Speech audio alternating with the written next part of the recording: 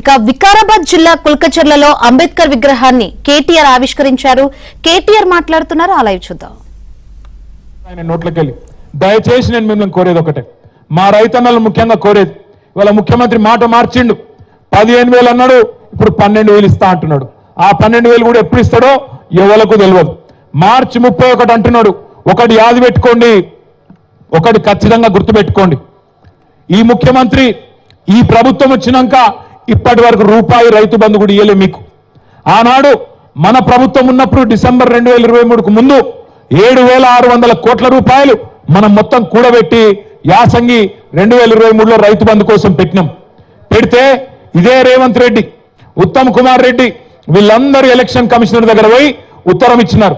మీరు రైతు బంధు ఇప్పుడు వేస్తే మొత్తం మళ్ళా ఓట్లన్నీ కేసీఆర్కి గుద్దుతారు, కాబట్టి ఆపేయండి అని చెప్పి ఇదే రేవంత్ రెడ్డి, ఇదే ఉత్తమ్ కుమార్ రెడ్డి, ఇదే కాంగ్రెస్ పార్టీ ఆనాడు ఎన్నికల కమిషన్ దగ్గర పోయి ఆ రోజు ఆపిచ్చింది.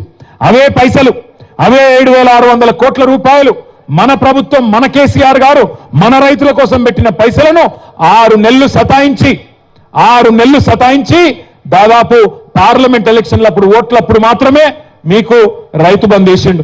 ఆ తర్వాత ఒక్క రూపాయి కూడా ఈ రోజు వరకు ఇయ్యలే. వానాకాలం రైతు బంధు ఎగ్గొట్టిండు.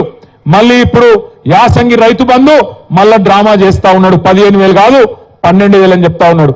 అందుకే నేను మా రైతన్నలందరికీ ఒకటే విజ్ఞప్తి చేస్తున్నా, గుర్తుపెట్టుకోండి, ఎగ్గొట్టిన వానాకాలం రైతు బంధు కూడా మీకు రేవంత్ రెడ్డి బాకీ ఉన్నాడు.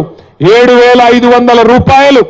అది కూడా మళ్ళా ఈయన చెప్పిన లెక్క ప్రకారం అయితే మరి తప్పకుండా 15,000 రూపాయలు మీకు అక్కడ కూడా బాకీ ఉన్నాడు. అదేవిధంగా మీకు మొదటి విడత యాసంగి 2023 కూడా ఎకరానికి 2,500 బాకీ ఉన్నాడు. మొత్తం కలిపి సంవత్సర కాలంగా ఒక్కొక్క ఎకరానికి ఒక రైతు బంధు విషయంలోనే రేవంత్ రెడ్డి ప్రభుత్వం, కాంగ్రెస్ ప్రభుత్వం ఒక ఎకరానికి 17,500 రూపాయలు ఒక్కొక్క రైతుకు బాకీ ఉన్నది. మీకు 4 ఎకరాలు ఉన్నదనుకో పొలం, ఒక్కొక్క ఎకరానికి రేవంత్ రెడ్డి మీకు 70,000 రూపాయలు బాకీ ఉన్నాడు.